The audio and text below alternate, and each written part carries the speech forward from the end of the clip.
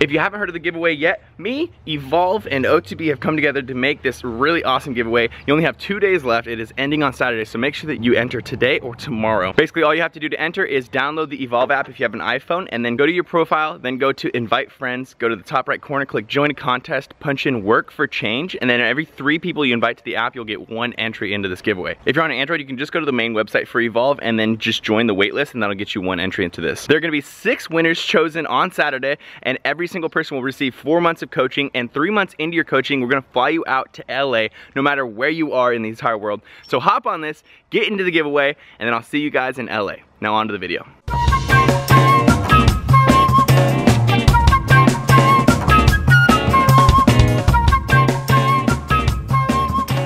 Episode 1 went well, episode 2 with Derek Simnett went super well. You guys have been asking for part 3, so here it is, Vegan Bodybuilding FAQ number 3. These are some of the most frequently asked questions when it comes to bodybuilding and veganism tied together. And I've done episode 1 and 2, like I said previously, so if your question isn't in these episodes, make sure you do check out number 1 and number 2. All the questions that are addressed in this episode are gonna be timestamped below this video, so if you wanna see a specific answer to a specific question, look in the description below. And then if you haven't seen any of your questions that you still want answered, then leave it in the comments below this video, and I use the comment section here to source number 4. Also, for those of you who are waiting for the Hercules episode this week, I'm gonna wait 1 more week to put it up because I just wanna make sure that I do have enough footage to make a full-bodied episode. But that's enough of all that. Let us jump into this FAQ. This might be a dumb question, but are any BCAAs ever vegan? First off, there's no dumb questions, especially when it comes to the vegan world, because vegan and supplements and fitness and stuff, it's all pretty confusing. But when it comes to BCAAs, from me speaking to a lot of the people that I used to work with in sponsorships, and also speaking to new people who are creating new products who want to work with me or who have tried to work with me in the past, I always ask them, are your BCAAs vegan? And they always answered that they are vegan, even if they didn't do it on purpose. The reason is because the salts that they use to actually create creatine are a lot cheaper to get from natural sources, from plant sources, than they are to get from meat sources. So my answer is that a majority of BCAAs are going to be vegan, but that does not dismiss the fact that you should contact the manufacturer or just look on their website and see if they've ever addressed it, whether or not it is sourced vegan. What kind of creatine do you use? Now, we have talked about creatine before on the channel, and I believe in one of the previous FAQ episodes, but specifically what type of creatine do I use is creatine monohydrate, and that's the same for anybody. You should check out creatine monohydrate before you look at anything else, because when you punch in creatine into the search engine, you're gonna be presented with 5,000 different types of creatine: crealkaline, creatine ethyl ester, creatine 5,000, Russian bear creatine, all this creatine stuff, and a lot of it is gimmicky when you really only need creatine monohydrate to feel the effects of creatine, and you only need to dose 5 grams a day, and you can do it at any point in the day. It is a very simple protocol. It's a very simple supplement. There's not much gimmick to it when you actually use creatine monohydrate. But the gimmick comes when you start buying all these special powders and things that are expensive as hell just because they sound like they're gonna work better.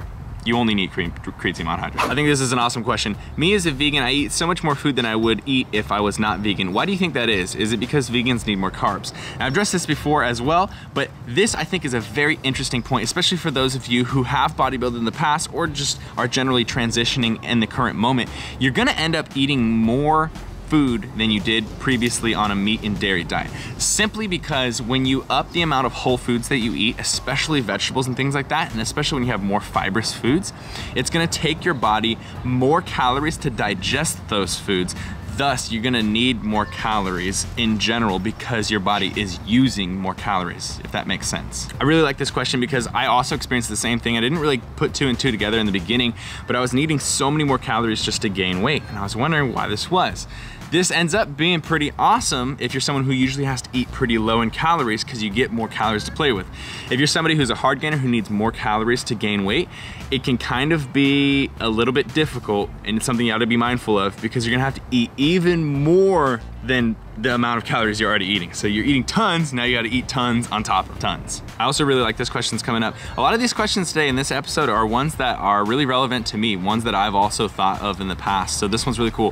What do you think of eating the same thing every day, be it for bulking or for cutting? I tend to be able to stick to things when the options are limited versus getting... Guys, come on. What do you think of eating the same thing every single day, be it for bulking or for cutting? I tend to be able to stick to something a little bit easier when my options are limited rather than being able to pick from lots of stuff. First off, I agree. I've always been someone who eats routine meals just over and over and over and over, because if it comes to lunch and you have 3 meals that you eat all the time, it makes it easy. What one of these 3 options do I want for lunch? And then it comes to dinner, what one of these 4 options do I want? And you just repeat, repeat, repeat, repeat, repeat. And it keeps you from the variability of snacking too much or ending up hungry at the end of the day if you're cutting, or you know, being severely under calories if you're trying to bulk or whatever it is, right? Because it's all guaranteed. It's the same thing over and over and over. For me, that helps a lot when it comes to reaching your goals. I will say that the caveat though, while it is easier to continue on your diet plans or whatever it is, gaining weight, losing weight, it is, I would say, probably a little less healthy, or at least it has the bigger chance for being unhealthy. Because think about this, if you're deficient in something, if you're deficient in a vitamin or a mineral and you're eating the same thing every single day, so you're always deficient in vitamin B or something like that, right? Whatever, who cares, whatever it is that you're deficient in, if you eat the same way every single day, then you're always gonna be deficient in it. That is the one advantage when it comes to varying foods greatly when it comes to day-to-day life, is that, you know, one day, okay, you're deficient on omegas, but then the next day you're fine. So you aren't gonna feel this huge change coming with your body. Your body's not gonna start deteriorating because it doesn't have enough of some sort of thing that it needs. So I guess all in all, repeat meals is a really good way to keep on track with your goals. Just make sure that they are balanced diets when it comes to the whole. This is a question that I get asked all the time. What is your opinion on raw vegan bodybuilding and then also intermittent fasting? So I'll talk about the raw vegan bodybuilding first. I think that being a raw vegan bodybuilder is so impressive because I personally don't think that I could do it. I could probably go mostly raw, but I don't think I could go 100% raw. When you go raw vegan, it's going to be a little bit harder to get the protein in, but the thing that I think is gonna be extremely hard is getting enough calories in. Because think about it this way, if you're someone who needs 4 or 5 or even 6,000 calories to see yourself gain weight, imagine getting that all from raw sources of fruit and vegetables and nuts and seeds. It is gonna be a little bit difficult. I will say that the protein is gonna be a little bit easier to hit than the calories, but even then, it's still gonna be pretty hard to hit, but it's definitely not impossible. I'm not saying that by any means. I'm just saying you're gonna have to be a lot more on point, and you're gonna have to think about it a lot more. Now, when it comes to intermittent fasting, is it a good thing? Is it a bad thing? What's my opinion on intermittent fasting? I personally love intermittent fasting, and the reason why is not because of any advantage that it offers you in terms of, you know, gaining more muscle in the same amount of time or anything like that, but I love intermittent fasting because I personally like to eat all of my food at once. This gives me the feel of eating more calories than I am in a day, and also gives me the advantage of having more time throughout the day. So instead of eating meals like regular, you know, breakfast, lunch, dinner, dinner 2, and snack, instead I just eat dinner 2, and a snack. So it's 3 instead of 5 or 6 meals.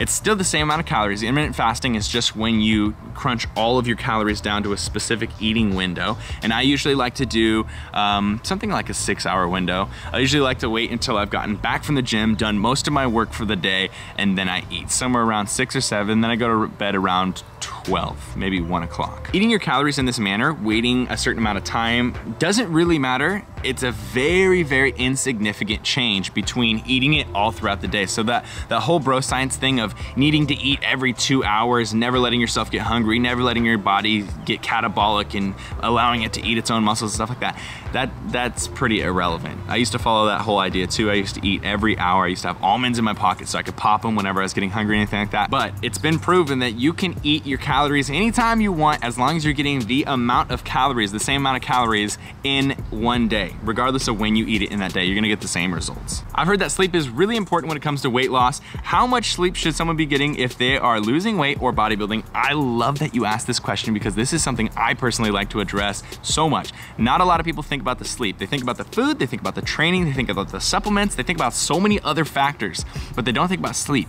And I think it's because people don't care about sleep, even beyond fitness and bodybuilding. People just, whatever, if I get 4 hours today versus 8 hours tomorrow, whatever, I'll just drink some coffee and I'll be zinging, it'll be fine. I'll just push through it.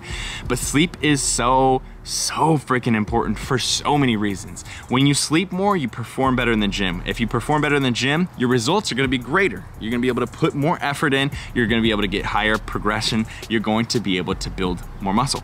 But also, in addition to performing better and gaining more, also when you don't sleep enough, your body releases large amounts of cortisol. Cortisol is something that makes it very difficult to gain muscle, but also tells your body, let's store on as much fat as possible. So when you have high levels of cortisol, it's pretty much the antithesis of bodybuilding. You don't want to have lots of cortisol. And cortisol gets released when you don't sleep enough, a few other factors, but especially when you're stressed. So bringing down your stress levels and bringing up your sleep levels are going to help exponentially. Your body does a great job of repairing itself from the previous training session or whatever exercise you've been putting yourself through. It does great recovery while you're sleeping. And again, if you don't give yourself enough time to sleep, you're gonna be giving yourself less construction time, less time to build your muscles back up, build your body back up. Now, when it comes to how long you should be sleeping, that's absolutely up to each person. I personally do my absolute best in the gym when I'm sleeping 8 hours a night. It's not always possible. I'm usually getting somewhere between 6 and 8.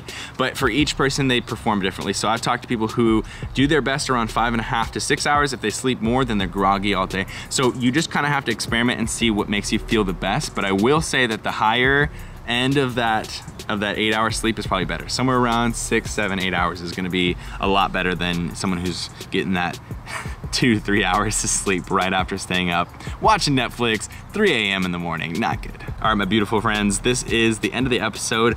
I will give a big shout out to my hair for being all over the place in this whole episode. I was trying to get it to be controlled, but I couldn't keep it back. Apologize for that. I don't know what's going on with my hair today. I'm having a bad hair day, you know? I want to take a second and thank you for watching the channel. Seriously, I really appreciate the support that you give me. I know the content has been kind of varied in the last 2 weeks. There's been a lot of busyness behind the scenes lately.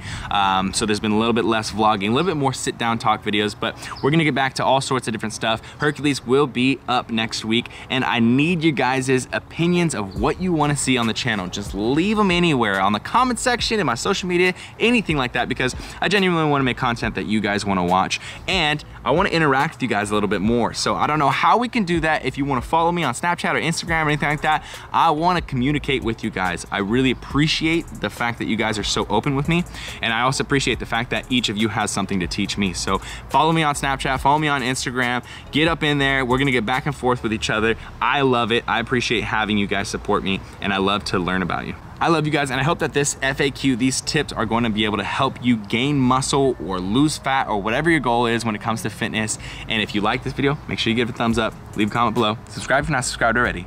Team Beyond the Week, CT. Lift heavy or die Myron, motherfucker. Team Beyond the Week.